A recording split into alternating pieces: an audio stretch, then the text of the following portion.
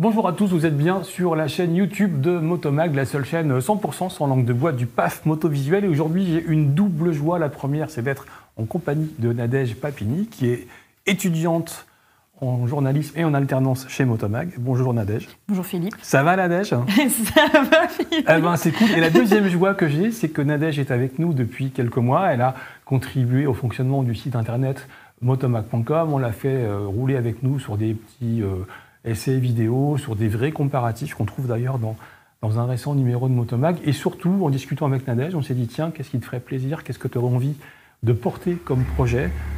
C'est qui démarre sa moto dans la cour là? Bon, on a un magazine de moto, il y a des motos dans la cour. Je reprends. Qu'est-ce que tu aurais envie de porter comme projet? Eh ben, tu m'as dit, moi, les podcasts, ça me plaît. Les podcasts avec des femmes, ça me plaît. Et tu as trouvé un titre qui est génial, qui s'appelle Je ne suis pas ta passagère. C'est génial comme titre, je ne suis pas ta passagère. C'est tellement ça. Mais oui, je ne suis pas ta passagère, Voilà. Philippe. Et donc, l'idée, c'est de parler de femmes qui... C'est parler de motardes. De motardes. Qui ont des parcours plus ou moins atypiques. Et de les mettre en valeur. Alors, ça parle de motarde, mais ça ne veut pas dire que ça s'adresse qu'aux femmes. Concrètement, c'est une onde positive pour inspirer peut-être certaines personnes qui se diront pourquoi pas moi aussi, ou alors tout simplement se dire c'est sympa, je vais aller la rencontrer. Voilà. Et aussi, je descends de la selle d'arrière et je vais me retrouver au guidon. Oui, aussi. Voilà. Voilà, mesdames, venez devant le guidon. On arrête d'être derrière. Donc, tu as trouvé plusieurs motardes, plusieurs femmes. Certaines sont pratiquantes, certaines sont militantes, certaines sont des professionnels du monde de la moto, certaines sont des voyageuses, certaines sont des motardes lambda, comme toi et moi. Oui. Et toute la diversité. Tu as créé un podcast, tu as créé un jingle. Oui. Tu mènes ce projet toute seule. Je trouve ça vachement cool. Quel type de profil tu as rencontré pour l'instant ? Oh là là, j'en ai eu tellement de différents. J'ai eu Marie Brabant qui a mon âge, qui est une jeune diplômée du GARA, qui est du CNEM, qui est un petit bout de femme qui déborde d'énergie et qui va aller très très loin, je pense. J'ai rencontré Sophie Villain qui a fait une reconversion en tant que mécano. Enfin, vraiment, les profils sont tellement différents. On se retrouve dans toutes, finalement. C'est hyper agréable. C'est vraiment, chacune mérite sa place. Écoute, moi j'ai écouté ça, j'ai adoré. Tous les dimanches, prenez donc cette habitude avec le café et les croissants, tous les dimanches matin, sur la chaîne YouTube, sur le site Motomag, et puis très bientôt sur des plateformes de diffusion de programmes sonores. On va trouver tes podcasts. Ça s'appelle Je ne suis pas ta passagère avec Nadège et Motomag. Merci Nadège d'avoir tenu ce projet. Rien. Juste maintenant, on part sur le premier podcast avec Sophie Villain. Profitez bien, écoutez. Puis dites-nous dans les commentaires ce que vous en pensez. Si vous avez aussi des suggestions de femmes que tu pourrais interviewer. On est ouvert à tout. Merci encore Nadège de cette initiative et de ce travail que tu fais avec nous. Parce que ça amène de la fraîcheur, de la diversité et c'est vachement cool. Merci. À bientôt. Bisous sur le casque. Bisous et sur voici le le premier podcast de Nadège. Ça s'appelle Je suis pas ta passagère.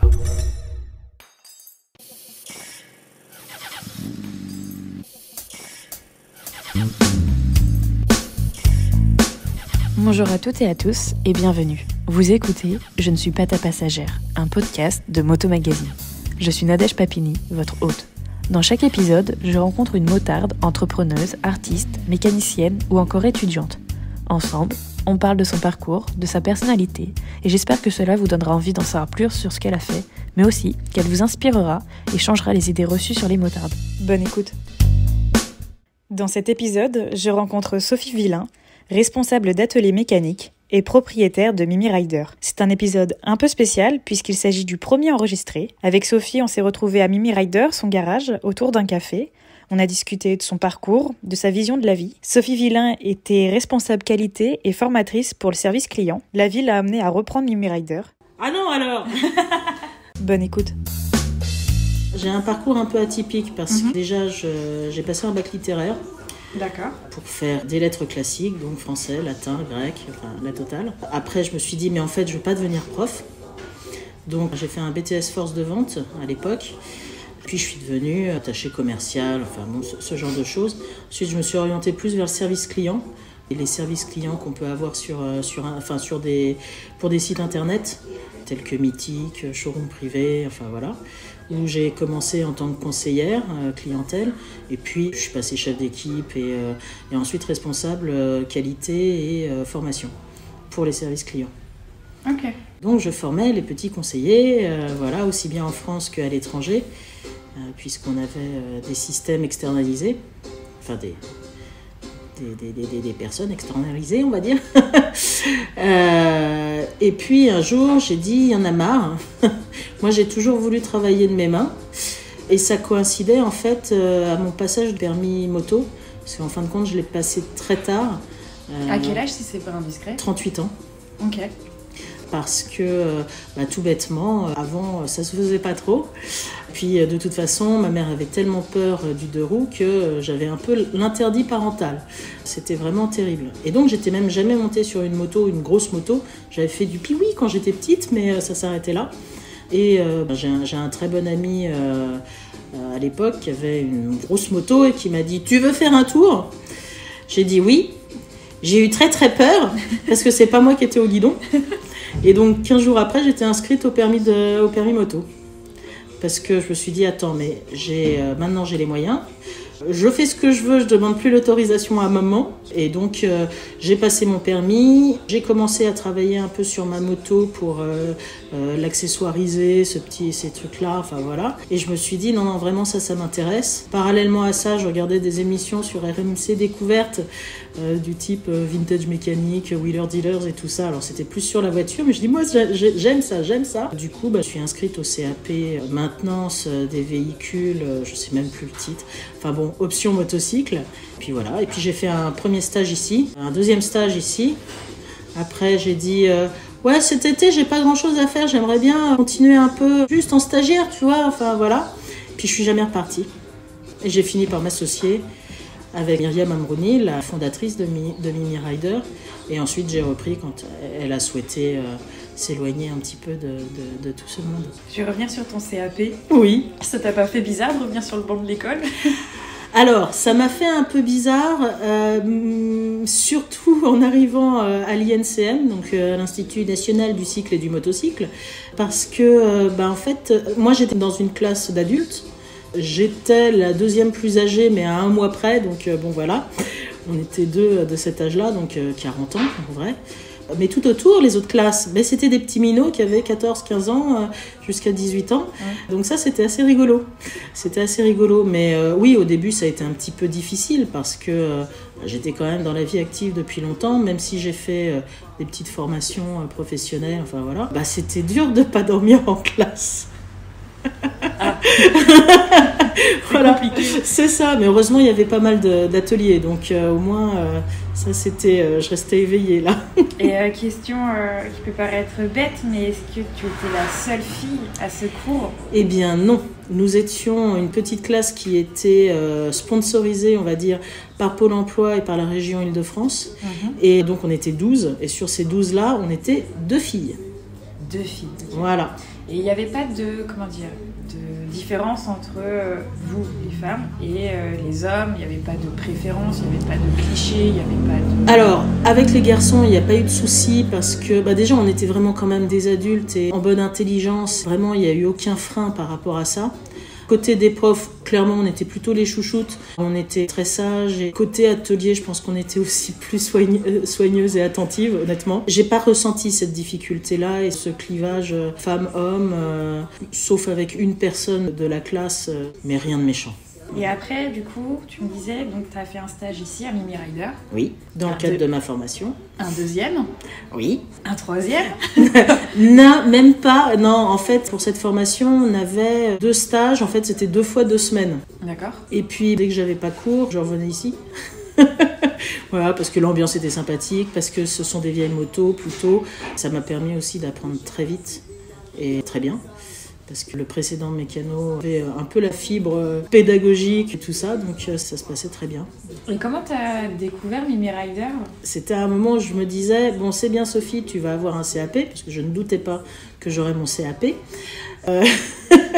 Et donc je cherchais un peu sur internet sur comment ça s'organise, une reconversion, une création d'entreprise, une reprise d'atelier ou ce genre de choses. Moi je comptais partir beaucoup plus petit. C'était vraiment du petit boulot, enfin commencer par être salarié, ce genre de choses. Et puis je suis tombée sur un article qui parlait de Myriam et de Mimi Rider et qui elle avait suivi un parcours assez proche du mien puisqu'elle travaillait ailleurs avant et elle a décidé de se reconvertir aussi. Et du coup, je me suis dit, bon, j'avais quand même quelques difficultés à trouver des stages, honnêtement, mais bon, je m'étais pas trop cassé la tête non plus. Puis je lui ai envoyé un petit mail, parce que j'avais trouvé le site sur Internet et tout. J'ai envoyé un petit mail en disant, bonjour, j'aurais besoin d'un petit stage. Je suis une femme en reconversion. Je trouve ça plutôt sympathique, votre parcours. Enfin bon, toutes ces choses-là. Elle m'a dit, viens. C'était à peine, amène ton CV, c'était surtout amène la feuille pour le stage. Et puis on a papoté, et puis voilà. C'est aussi bête que ça, mais effectivement, c'est un article sur Internet. Et du coup, tu as repris Numerider par la suite. Oui. Quand ça ? Alors, dans un premier temps, donc j'ai eu mon CAP en juin 2018. J'ai passé tout mon été là, à continuer à apprendre en fait. Et puis à la rentrée, septembre, octobre, je sais plus trop, Myriam me dit, écoute, j'en ai un peu assez, puis les temps sont un peu durs, est-ce que tu voudrais reprendre la boutique ? Ah Mimi, j'ai 3 mois de CAP, comment te dire que c'est un petit peu tôt ? En revanche, si tu veux, moi je veux bien m'associer dans un premier temps. Je te garde sous la main, tu connais tout, ta société et tout, machin. Et puis moi je m'occupe du volet mécanique, je me professionnalise petit à petit. Sachant que l'ancien mécano, lui, était là, mais plus tous les jours, parce que pour des raisons personnelles, et puis il vivait déjà à moitié en province. Donc du coup, j'ai dit OK pour l'association. Donc septembre 2018, et en fait, 2019, vraiment un an après, retour de vacances, réflexion, machin et tout, je lui ai dit, écoute, moi je veux bien reprendre maintenant. Mais en fait, on s'est dit, est-ce que tu veux reprendre ? Je veux reprendre. Enfin, c'était vraiment les deux en même temps, la même idée. On s'est dit banco, sachant que ça s'est finalisé 3 jours avant le premier confinement. Ah Mars 2020. D'accord. Voilà. Et j'en déduis que ça a été quand même relativement compliqué. Au début, ça allait. Alors déjà, parce que pendant 6 mois, j'avais repris, même si officiellement, c'était pas moi la propriétaire, mais tout était en cours. Donc ça allait. L'été, après le confinement, a été très bon. Et puis progressivement, ça a été de plus en plus difficile, parce qu'il y a une saisonnalité, de toute façon, dans notre travail. Mais l'hiver a été particulièrement dur. La société était en progression depuis plusieurs années, enfin depuis le début, à tel point que j'ai dû mettre en activité partielle mes salariés. Ouais. Et l'été n'a pas été très bon. Donc moi ça allait parce que je m'étais alloué un certain budget où je pouvais rajouter de l'argent dans la société. Je m'étais dit voilà, je vais jusqu'à tel voilà ma limite, et j'ai atteint ma limite cet été. Ok. Il y a d'autres choses qui ont fait que je n'ai pas vraiment d'espoir qu'il y ait une vraie reprise pour vraiment mon domaine de spécialité qui est plutôt la moto ancienne. Enfin, moto ancienne et Youngtimer, on va dire jusqu'aux années 2000, début 2000, parce que les anciens véhicules n'ont plus le droit de rouler à Paris. Ouais. La limite à 30, j'en ai quand même beaucoup qui m'ont dit puisque c'est comme ça, je vais passer au vélo. Sens unique, travaux, c'est terrible. Et puis le stationnement payant qui va finir par arriver. Et puis il y a toute cette question de télétravail. Moi j'ai des clients qui étaient des gros rouleurs, qui sont devenus des tout petits rouleurs, du coup qui viennent me dire bonjour, en s'excusant de ne pas avoir roulé, donc de ne pas faire de révision dans l'immédiat et tout. Donc c'est compliqué. J'ai jamais été très politisée. J'ai jamais eu de haine particulière pour des politiques.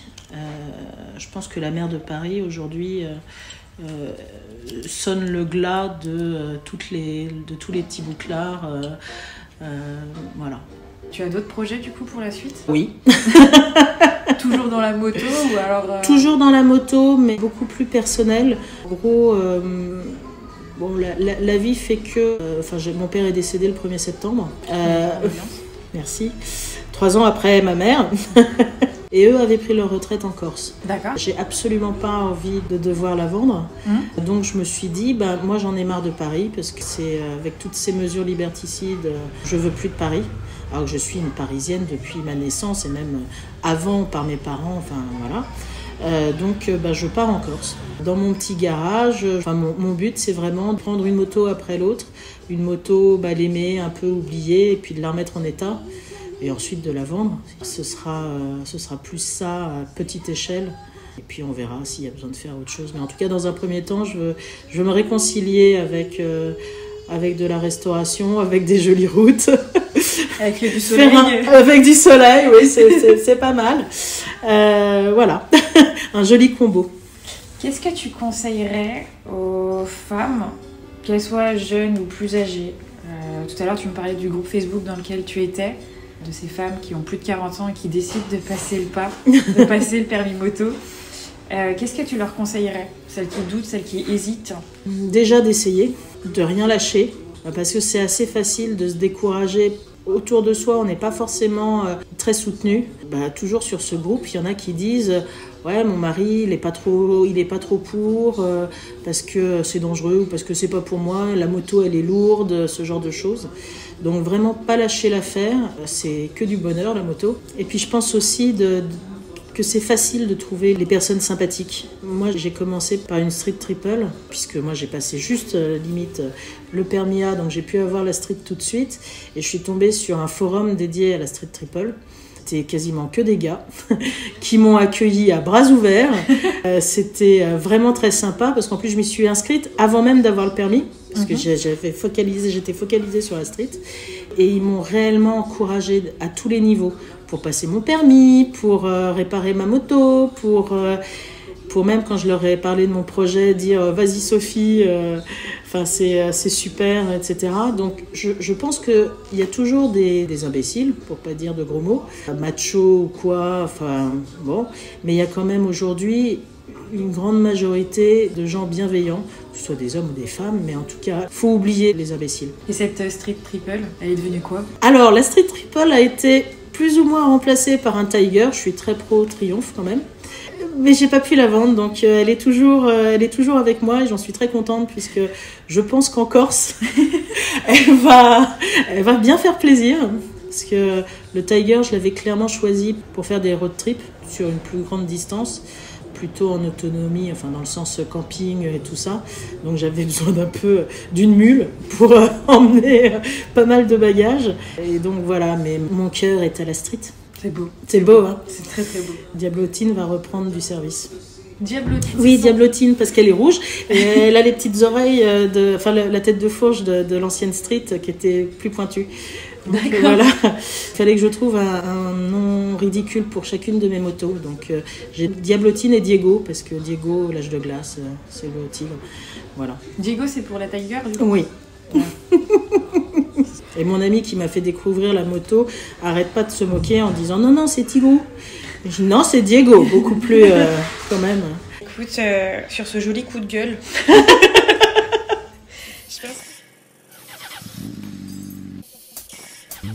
Merci à Sophie Villain de m'avoir fait confiance et de m'avoir accordé cet entretien. Merci à vous de m'avoir écouté. N'hésitez pas à me dire si cela vous a plu. On se retrouve pour un prochain épisode. D'ici là, retrouvez le reste de l'équipe sur YouTube avec les essais, les apéros du vendredi soir, les découvertes des petits lapins et bien évidemment dans Moto Magazine, paru chaque mois dans votre marchand de journaux.